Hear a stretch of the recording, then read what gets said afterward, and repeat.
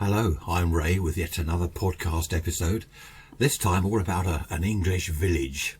I used to live in an English village. I loved it. I won't mention the name of the village to protect the guilty, the innocent rather.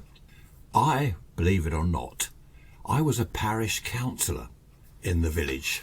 A friend of mine was on the council and he said to me, "We've got a chap that's leaving and we're looking for a replacement. You would be an ideal candidate." I said, no, it's not my thing. I don't want to be a parish councillor. It's not my thing at all. I was in my 20s, 27, 28, something like that.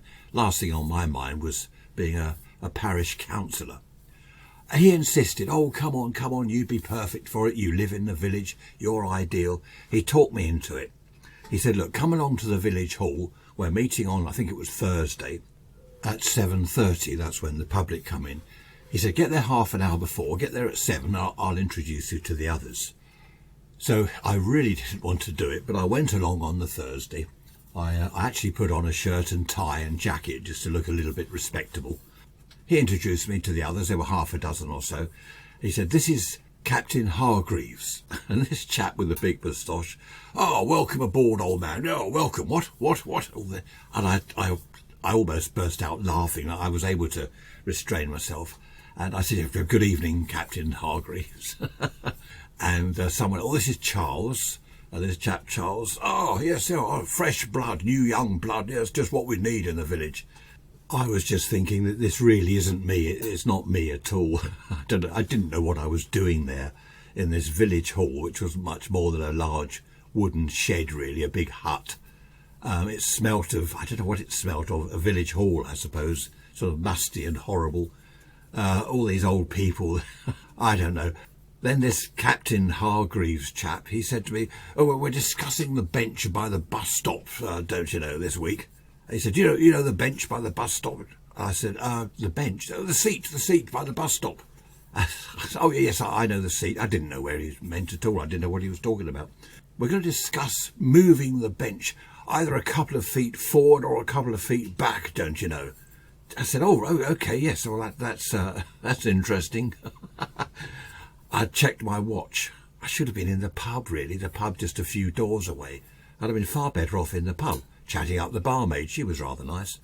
Anyway, I was stuck in the village hall. There was only one lady member. She was fairly tall. She was dressed in a sort of long tweed skirt that ended just below the knee. Grandma-type shoes. I call them grandma-type shoes. I mean, although this was the 70s, I think she must have thought she was in the 50s. She wore a blouse with a cardigan over the top and a brooch. She looked like an old granny. But, her hair was all done up as well and a bun on top. But I could see that she was only in her 30s. You could tell by her face and hands she was a young woman. Why she dressed like an old granny, I didn't know. Anyway, the captain took me, "Oh, come and meet Mrs. Fortescue." Fortescue, I had to stop myself laughing yet again. Mrs. Fortescue, don't you know? And he said, "Oh, Mrs. Fortescue, this is Ray. What, all this business going on?" And I said, "Good evening." She said, oh, good evening." The captain, he wandered off as someone else came in. He wandered off to speak to them. And this young lady that looked old, she said, "Oh, you're rather young to be a parish councillor, aren't you?" And before I could answer, she said, "Where are you from? You live in the village, do you?" I said, Yes. "Well, I've not seen you around before. How long have you lived here?" I said, "About 3 years." Oh, you're an outsider. Oh, well, this won't do at all. Oh, dear, goodness me."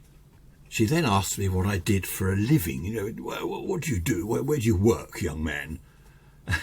Now, I was able to mix with people in the public bar. "Hello, mate, all right." Or those perhaps in the upper echelons of society, don't you know? And I decided I wasn't going to be the very well-spoken chap after all with this lady. I'll be somewhat common, just to shock her. It didn't matter, because I wasn't going to carry on with the role of parish councillor, and the pub was calling, and I thought, I'm not even going to stay for the meeting when the public turn up. I'm going to clear off to the pub.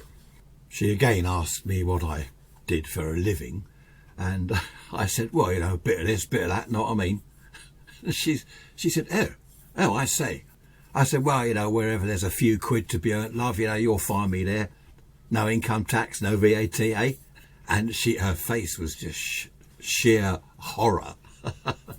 Honestly, she had these glasses on and she lowered her head and looked over her glasses at me in disgust. And I think she was just dumbstruck. She didn't say anything for a while. And then she said, what are you doing? You shouldn't be here. You shouldn't be... Eventually she managed to spit it out. She said, I can't have you on the parish council. This just isn't good enough.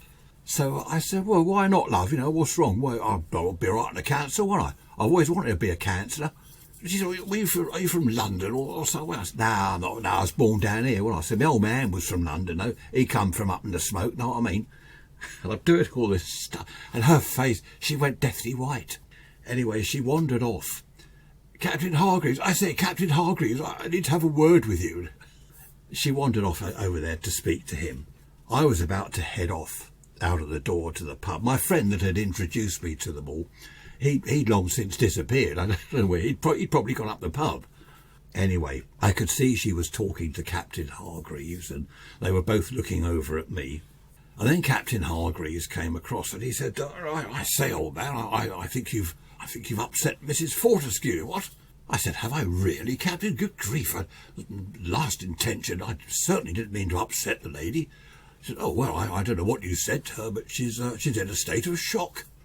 I said, to be honest, Captain, one's rather shocked oneself.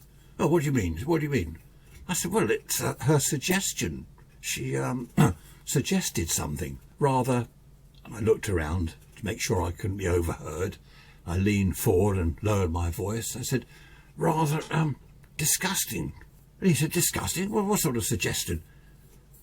So I said, well, she said that after the meeting, I should go back to her house for a spot of naughty fun. Good grief, he said, good Lord.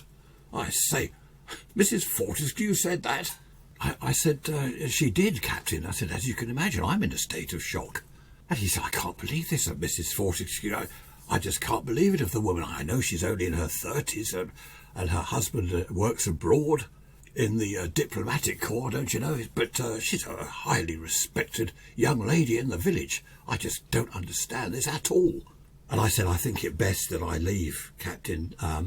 I said, I really didn't think that I'd come across anyone like that on your parish council. Oh, no, don't leave. Goodness, I must have a word with her. I'll have a word with her now. Stay there, don't go away. I was again about to sneak out of the door up to the pub when someone else came over and spoke to me, and this person was quite normal. What was his name? Jack, I think it was. And he said, you're all right, how you doing? The meeting starts in a minute. One or two members of the public were drifting in. And I said, this isn't for me. It's not my thing. I'll be leaving, I think, straight after the meeting. And he said, oh, no, you'll get used to it. He said, don't take too much notice of them. He said, there's a lot of very well-to-do people in this village, as you know. I said, yes, I do know. I've just met 2 or 3 of them. And he said, stick with it if you can. Perhaps, being younger as you are, you can change things. I didn't really want to change things. I wanted to go and chat to the barmaid. Anyway, Mrs. Fortescue came over to me. This chap did a runner. He probably thought, oh dear, look, here comes that woman. He went back to whoever he was talking to previously. And she handed me a piece of paper. And she said, I'll see you at 9 o'clock after the meeting. I unfolded the piece of paper and there was an address on it. And I said, this where you live then or what? Carrying on with my facade. She said, I need a few jobs done around the house, so be there at 9 o'clock, don't be late. So I said, yes, my lady. Reminded me of Lady Penelope and Parker. Yes, my lady. I really didn't know what to think. She went off and sat down. There was a kind of stage that we were on, and then the public, well, there were seats put out and the public were all coming in. So I sat on the stage, not next to her, I hasten to add. I sat up the other end, near this other chap, Jack, that I'd spoken to before. He seemed to be the only normal person on the council. First of all, I was introduced to the captain. Oh, this is Ray. And I didn't know anything about it, but he said, he'll be checking the roads, because the roads were unadopted. Most of them in the village were unadopted by the local council. The state of repair of the roads were all down to us. So he said, I'm putting Ray in charge of the roads, road watch or something. He said, Ray'll be walking around the roads checking for potholes and whatever. if you have any questions, his address will be on the, whatever it was, the council sheet thing. Just give him a call or pop round and see him, and he'll come and have a look. And I'm thinking, I don't want people coming around my house saying, oh, there's a hole outside my front door in the road. There's a pothole down there. Oh, dear. Anyway, I just sort of nodded and grinned as they all looked at me. And the pub really was calling now, and so was the barmaid. This was ridiculous. I'd been there, a good half hour.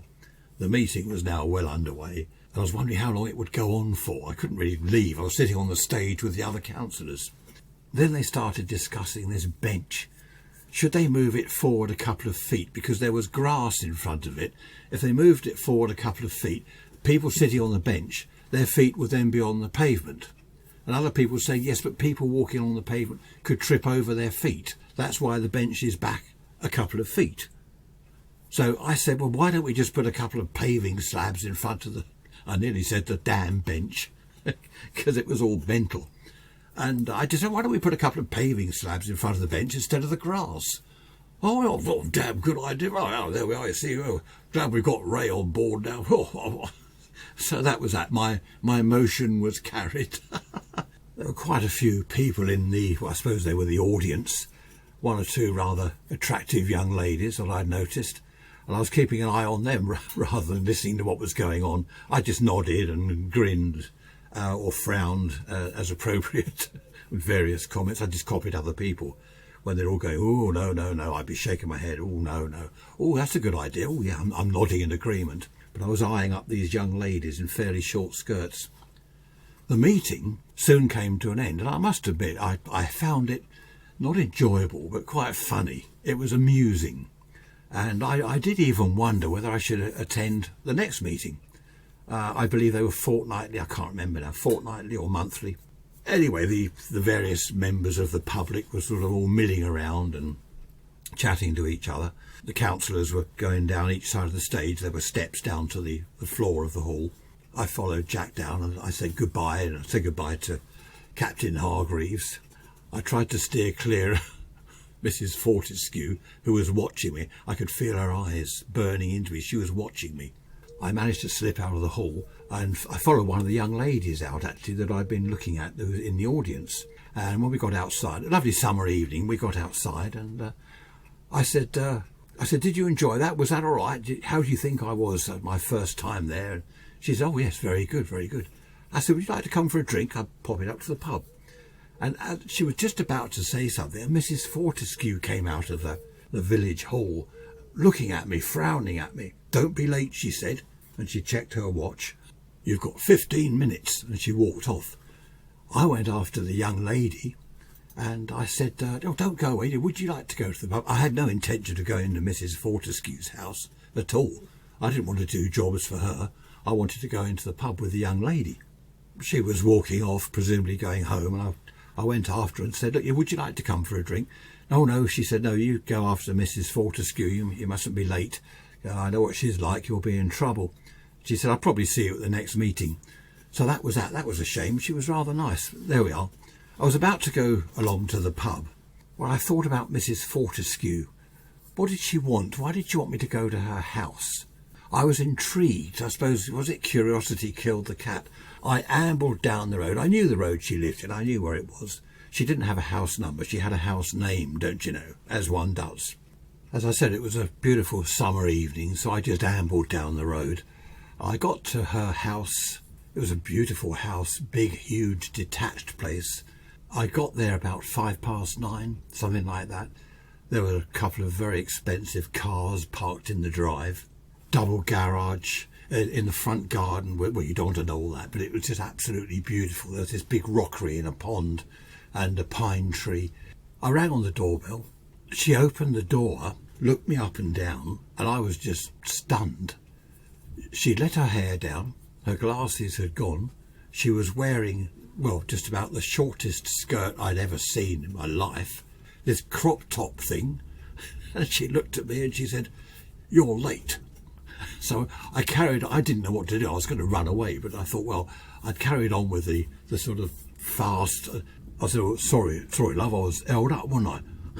And she said, you'll address me as Lady Fortescue. I said, yeah, all right, yeah, Lady Fortescue. She said, I have 1 or 2 jobs that I'd like you to do for me. You could use the tradesman's entrance. And she pointed to the side of the house. She said, it's round there. And she slammed the front door shut. I just stood on the step, still in shock, stunned. Good grief, what's this all about? What is this woman? I wandered around the side of the house, down a kind of passageway, and there was a door. And it actually had a notice on it, tradesman's entrance. Well, I know you're going to be disappointed, but I think I better end the podcast here because what happened after that isn't really suitable for a podcast episode. Now, you're probably thinking, that's not true. That's all fiction. I'll leave you with this thought. Truth is stranger than fiction. Now, that is food for thought, isn't it? Just have a think about that. Truth is often stranger than fiction. I hope you've enjoyed this episode.